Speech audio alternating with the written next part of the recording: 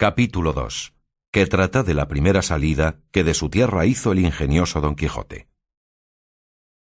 Hechas pues estas prevenciones, no quiso aguardar más tiempo a poner en efecto su pensamiento, apretándole a ello la falta que él pensaba que hacía en el mundo su tardanza, según eran los agravios que pensaba deshacer, tuertos que enderezar, sin razones que enmendar y abusos que mejorar, y deudas que satisfacer. Y así, sin dar parte a persona alguna de su intención, y sin que nadie le viese, una mañana antes del día, que era uno de los calurosos del mes de julio, se armó de todas sus armas, subió sobre Rocinante, puesta su mal compuesta celada, embrazó su adarga, tomó su lanza, y por la puerta falsa de un corral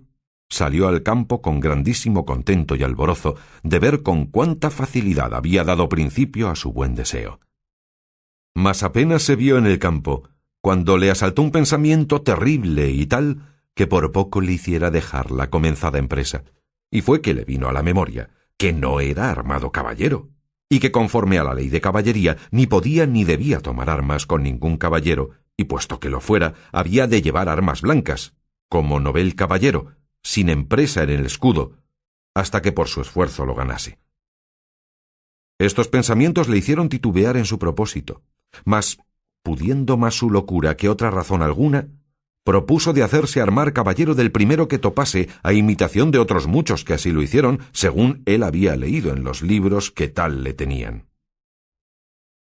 En lo de las armas blancas, pensaba limpiarlas de manera, en teniendo lugar, que lo fuesen más que un armiño. Y con esto se quietó, y prosiguió su camino, sin llevar otro que aquel que su caballo quería,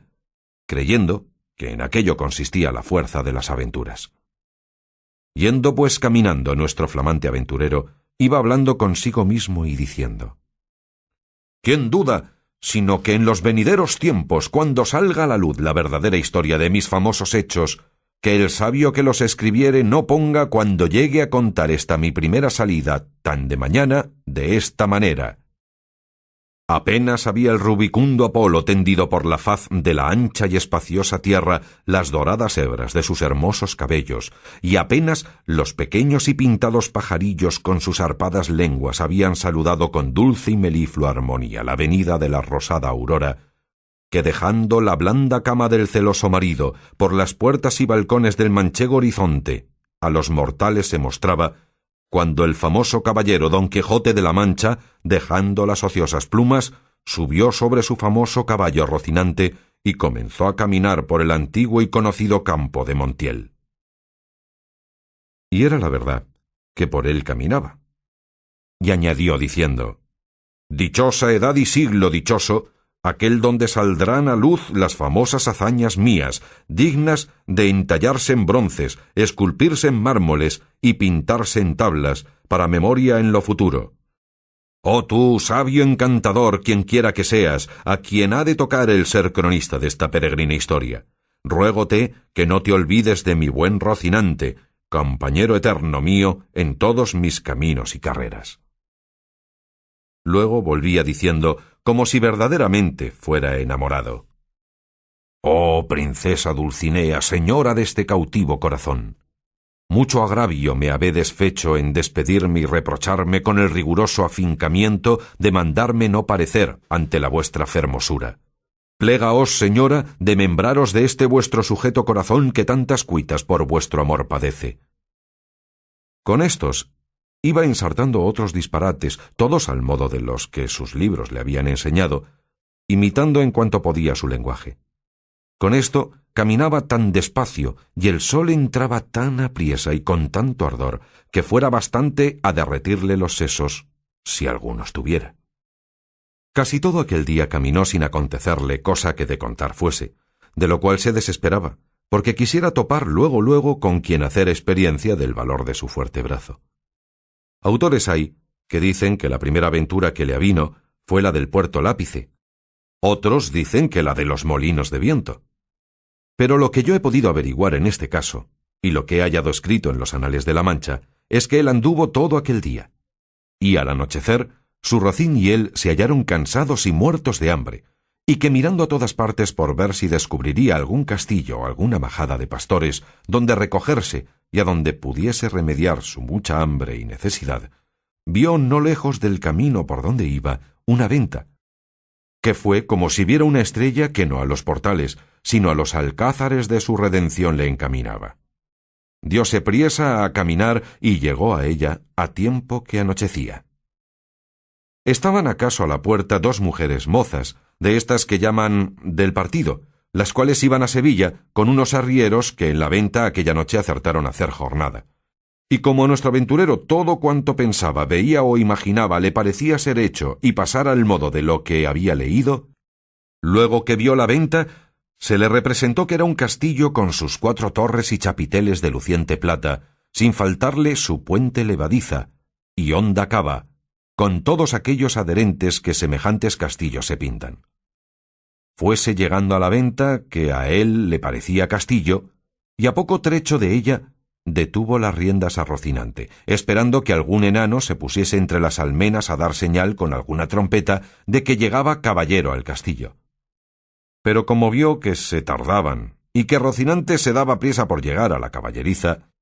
se llegó a la puerta de la venta y vio a las 2 distraídas mozas que allí estaban, que a él le parecieron 2 hermosas doncellas o 2 graciosas damas que delante de la puerta del castillo se estaban solazando. En esto sucedió acaso que un porquero que andaba recogiendo de unos rastrojos una manada de puercos, que sin perdón así se llaman, tocó un cuerno, a cuya señal ellos se recogen, y al instante se le representó a Don Quijote lo que deseaba, que era que algún enano hacía señal de su venida, y así, con extraño contento, llegó a la venta y a las damas, las cuales, como vieron venir un hombre de aquella suerte armado y con lanza y adarga, llenas de miedo se iban a entrar en la venta, pero Don Quijote, coligiendo por su huida su miedo, alzándose la visera de papelón y descubriendo su seco y polvoroso rostro, con gentil talante y voz reposada les dijo: «Non fuyan las vuestras mercedes ni teman desaguisado alguno, que a la orden de caballería que profeso non toca ni atañe facerle a ninguno, cuanto más a tan altas doncellas como vuestras presencias demuestran». Mirábanle las mozas y andaban con los ojos buscándole el rostro, que la mala visera le encubría, mas como se oyeron llamar doncellas, cosa tan fuera de su profesión, no pudieron tener la risa, y fue de manera que Don Quijote vino a correrse y decirles: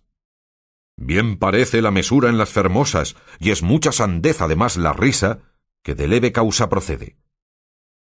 Pero no vos lo digo porque os acuitedes ni mostredes mal talante, que el mío non es el deal que el de serviros». El lenguaje no entendido de las señoras y el mal talle de nuestro caballero acrecentaba en ellas la risa, y en él el enojo, y pasara muy adelante si aquel punto no saliera el ventero, hombre que, por ser muy gordo, era muy pacífico, el cual, viendo aquella figura contrahecha armada de armas tan desiguales como eran la brida, lanza, adarga y coselete, no estuvo en nada en acompañar a las doncellas en las muestras de su contento, mas, en efecto, temiendo la máquina de tantos pertrechos, determinó de hablarle comedidamente, y así le dijo: «Si vuestra merced, señor caballero, busca posada, amén del lecho, porque en esta venta no hay ninguno, todo lo demás se hallará en ella en mucha abundancia». Viendo Don Quijote la humildad del alcaide de la fortaleza, que tal le pareció a él el ventero y la venta, respondió: «Para mí, señor castellano, cualquiera cosa basta, porque mis arreos son las armas, mi descanso el pelear, etc». Pensó el huésped que el haberle llamado castellano había sido por haberle parecido de los sanos de Castilla, aunque él era andaluz y de los de la playa de Sanlúcar, no menos ladrón que caco, ni menos maleante que estudiantado paje, y así le respondió: «Según eso, las camas de vuestra merced serán duras peñas, y su dormir siempre velar, y siendo así, bien se puede apear con seguridad de hallar en esta choza ocasión y ocasiones para no dormir en todo un año, cuanto más en una noche». Y diciendo esto, fue a tener el estribo a Don Quijote, el cual se apeó con mucha dificultad y trabajo, como aquel que en todo aquel día no se había desayunado.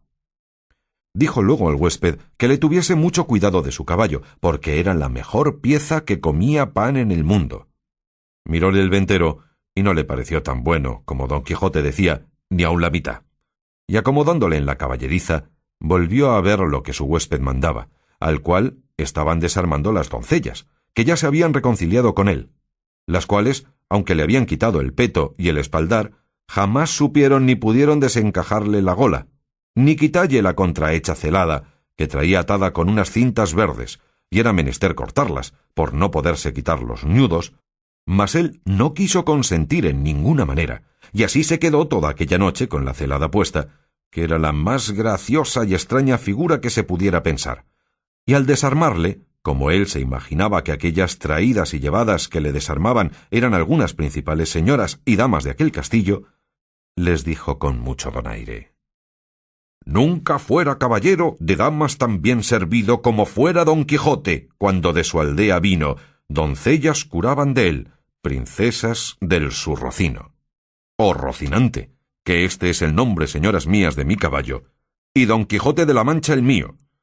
que puesto que no quisiera descubrirme fasta que las fazañas fechas en vuestro servicio y pro me descubrieran, la fuerza de acomodar al propósito presente este romance viejo de Lanzarote ha sido causa que sepáis mi nombre antes de toda sazón, pero tiempo vendrá en que las vuestras señorías me manden y yo obedezca, y el valor de mi brazo descubra el deseo que tengo de serviros». Las mozas, que no estaban hechas a oír semejantes retóricas, no respondían palabra, sólo le preguntaron si quería comer alguna cosa. «Cualquiera llantaría yo», respondió don Quijote, «porque a lo que entiendo me haría mucho el caso». A dicha acertó a ser viernes aquel día, y no había en toda la venta sino unas raciones de un pescado que en Castilla llaman abadejo, y en Andalucía bacallao, y en otras partes curadillo, y en otras truchuela. Preguntáronle si por ventura comería su merced truchuela, que no había otro pescado que dalle a comer. «Como haya muchas truchuelas», respondió don Quijote, «podrán servir de una trucha, porque eso se me da que me den 8 reales en sencillos que en una pieza de a 8. Cuanto más, ¿qué podría ser que fuesen esas truchuelas como la ternera, que es mejor que la vaca, y el cabrito, que el cabrón? Pero sea lo que fuere, venga luego, que el trabajo y peso de las armas no se puede llevar sin el gobierno de las tripas». Pusiéronle la mesa a la puerta de la venta por el fresco, y trújole el huésped una porción del mal remojado y peor cocido bacallao, y un pan tan negro y mugriento como sus armas. Pero era materia de grande risa verle comer, porque, como tenía puesta la celada y alzada la visera, no podía poner nada en la boca con sus manos si otro no se lo daba y ponía, y así una de aquellas señoras servía de este menester. Mas al darle de beber no fue posible, ni lo fuera si el ventero no horadara una caña, y puesto él un cabo en la boca, por el otro le iba echando el vino, y todo esto lo recibía en paciencia, a trueco de no romper las cintas de la celada. Estando en esto, llegó acaso a la venta un castrador de puercos, y así como llegó, sonó su silbato de cañas 4 o 5 veces, con lo cual acabó de confirmar don Quijote que estaba en algún famoso castillo y que le servían con música, y que el abadejo eran truchas, el pan candeal, y las rameras damas, y el ventero castellano del castillo. Y con esto daba por bien empleada su determinación y salida. Mas lo que más le fatigaba era el no verse armado caballero, por parecerle que no se podría poner legítimamente en aventura alguna sin recibir la orden de caballería.